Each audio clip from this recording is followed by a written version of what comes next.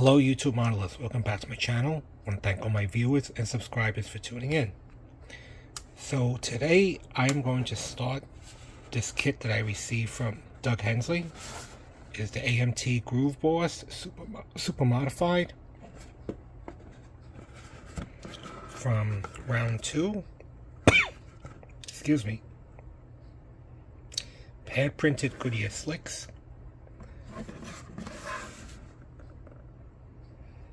I assume it's 125 scale. It doesn't quite say, but anyway, let's take a look at it. So everything's still bagged. I'm gonna have to unbag it so you can see it in greater detail. But there's like engine components, body which is very small, chrome, pad printed tires, instructions, and decals. So let me rip open the bags and I'll be right back. Okay, so I pulled the parts out from the plastic, so let's take a quick look at the decals. Decals look very nice. I like the dash or instrument panels, gauges, the rather bright numbers and decals, yellow stripes, very nice. I have to remember to scan it before I use it because I've been starting to scan my decals. Take a quick look at the instruction sheet.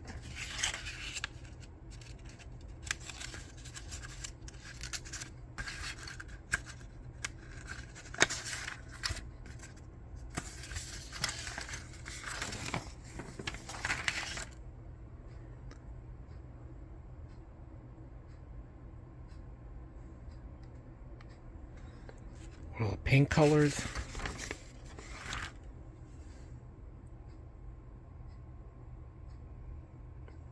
Looks very simple. The best part comes with a driver. You know, I love the driver figures. Take a look at these. Fat slicks in the back. Pad printed, so I don't have to use the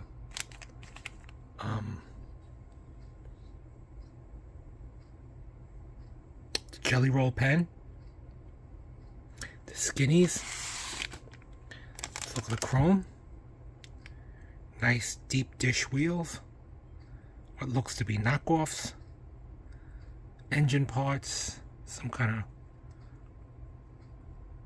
frame. Exhaust pipes. Suspension pieces. Looks to be Mickey Thompson valve covers. Very nice. These look like the inner rims. Shocks. The seat. Maybe it was part of the electric fan or something. Some wooden panels. Like see some wood grain.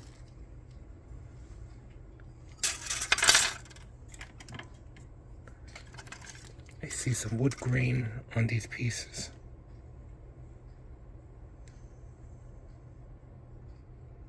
Looks like I'm going to cover.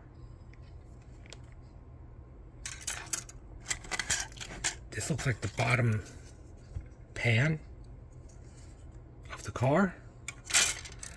Side panels. The gauges. They gave you decals, but I guess if you want to do the raised detail, you can.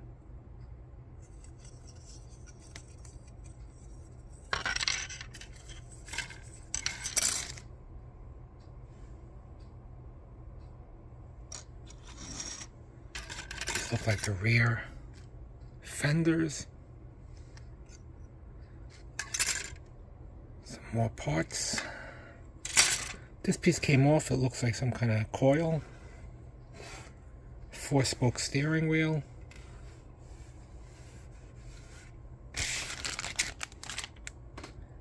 And looks like brakes, right? Roll cage.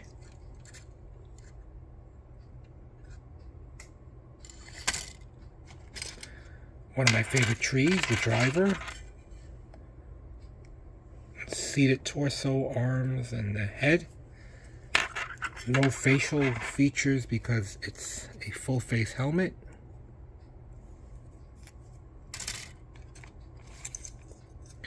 Some kind of, probably the hood or the engine covering. And some more engine parts, exhaust, things like that. So from here, I'm going to wash the parts. I'm going to study the color charts and start formulating in my mind and planning what parts need to be glued and how I'm going to spray it. This, I'm hoping, will be a stress reliever, meaning a quick build, and we'll take it from there. So I'll wash the parts, splash some color, and I'll be back. Alright, so I finally sprayed some color onto the Groove Boss, and it kind of reminds me of a race car sponsored by Crayola crayons. I didn't realize the bright colors I chose kind of look like crayons. So the green body is fluorescent green. The driver is metallic gold. Decided to go extra bright on this one. And the yellow frame is sun yellow gloss.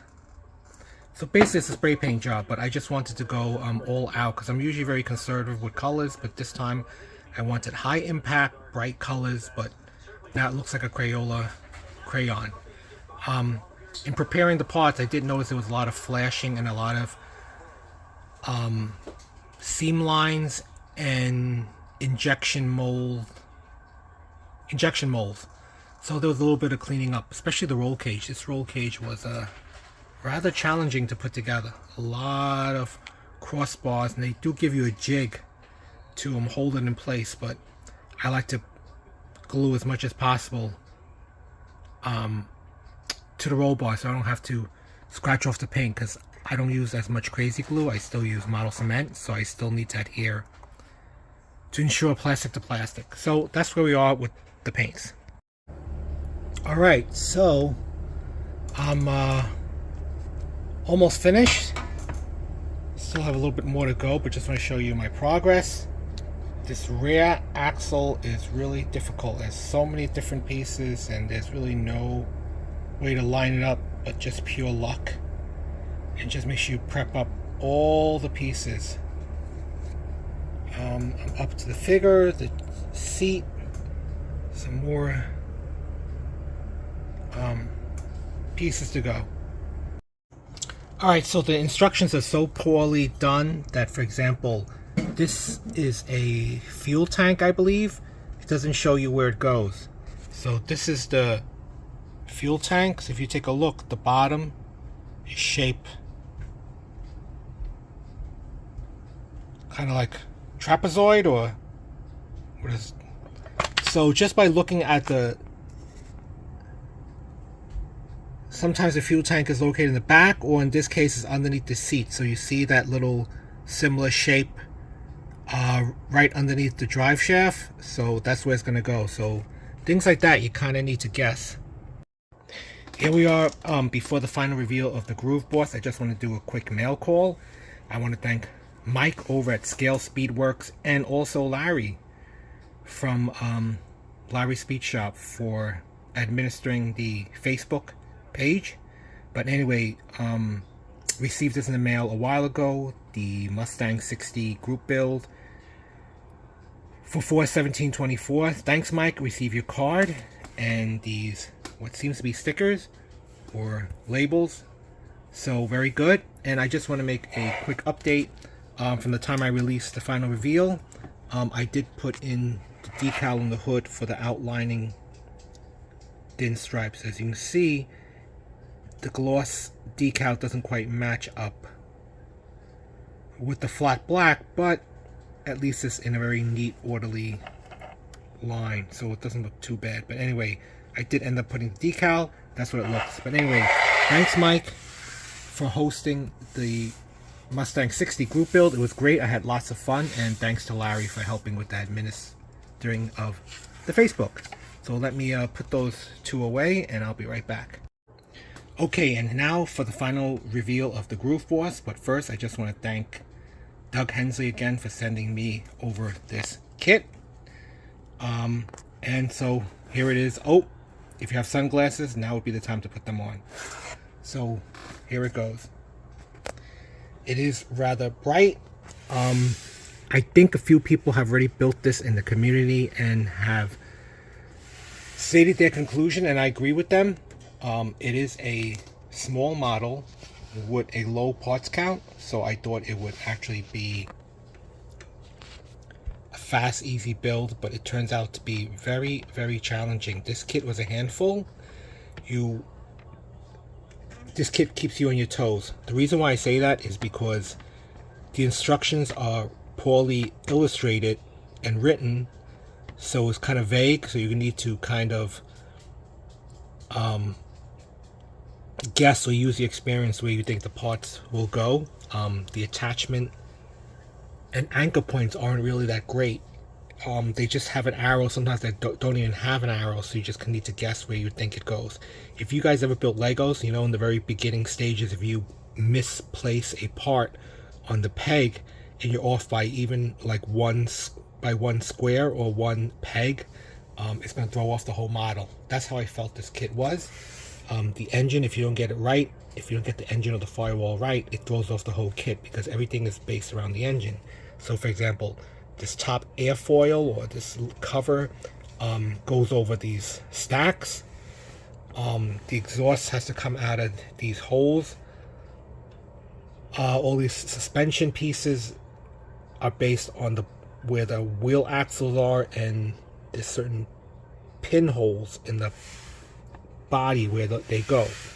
Now a lot of times I end up just either widening the hole or making my own holes. As you can see on the side here, there's actually too much holes because I drilled my own, but you do have to be careful. I found myself having to backtrack a couple of steps back to remove or correct a past step to make this the current step correct. And also I put the body panel on wrong. I put the left one on the right side and the right one on the left. The reason why I know that is because there's a little ridge that's supposed to facilitate that oil, that radiator, but it doesn't have it, so I basically just had to eyeball it. But basically there's a little ridge to facilitate the radiator mount, but I put that facing the inside rather than facing the outside, so I didn't want to take anything apart. As you can tell, I can't get the hood down correct because I think the engine is popping up. This is kind of finicky the way these body panels fit, and of course the opening for the wheel well. There's only a certain amount, like you can't push this panel any further forward because then it will hit the wheel. But it did do a few things that were decent. These knockoffs actually do serve their real purpose by keeping the wheel on the hub. If you notice, see, the knockoffs act like a real knockoff by locking the wheel in place so it doesn't fly off. They have good suspension pieces. Even the pitman arm was attached to the steering mechanism. I mean, even though in a plastic model it doesn't matter, but at least they tried doing that. They have good brake rotor and brake caliper details with the shocks. I'll show you underneath. So there are some good and some bad. As you can tell, the body panel doesn't quite fit right, so I just had to just glue it and spray paint it and cover it up. But pretty much they did give you a jig to put together the roll bar. But it is an interesting kit because I've never seen this type of classification before. This super modified. I mean, I've seen modified super stockers, but this is an interesting body. If you don't want to deal with these body panels, what you could do is just build it without the top and don't put the side fenders in, so it'll probably look like an open cart or a midget racer. Because then you'll be left without this fender and then just have the smaller body, right? So you could do that. But I am happy that they threw in the driver. Driver is somewhat detailed with his harness. So some good, some bad. This one I did wire it, but you can tell the tolerance is so tight. No cooling fan. So some good, some bad. But this kit, the parts don't fit well. So just know that going in when you're building the kit. Lots of flashing, bad fit, and lots of injection pins. But other than that, when you put it together, it's not bad. I like that this class of cars, you can basically spray whatever paint you want, you know? Doesn't have to be that accurate. To me, it kind of looks like custom homemade roll bar onto kind of like a go-kart configuration. So pretty cool. So that's about it. So just if you build this kit, you're in for a surprise. You're going to do a lot of improvising, and you really have to tap into your experience on how to work around the poor fit. So that's about it for this kit. Stay tuned and I'll have pics at the end. Thanks for watching.